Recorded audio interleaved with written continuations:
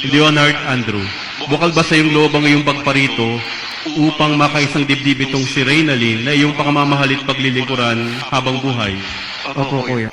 Angelica, taba, baby, love, yan, asawa. Yan yung mga tinatawag ko sa inyo. Ang aking dalisay na pag-ibig sa iyo. Nagpapakasal ako sa iyo. Nagpapakasakal ako sa iyo. Hindi nagpapasakal. Nagpapakasal. Nagpapakasal ako sa iyo. Danica, kailan maibigay kita pagtatalsigan, pagtataktilan. Isuot mo.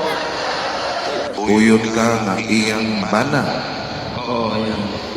Dawaton mo ba siya na iyong mga asawa? Oo, dawatan na din. Forever. Oo, dali. Di man ang balaod sa simbahan.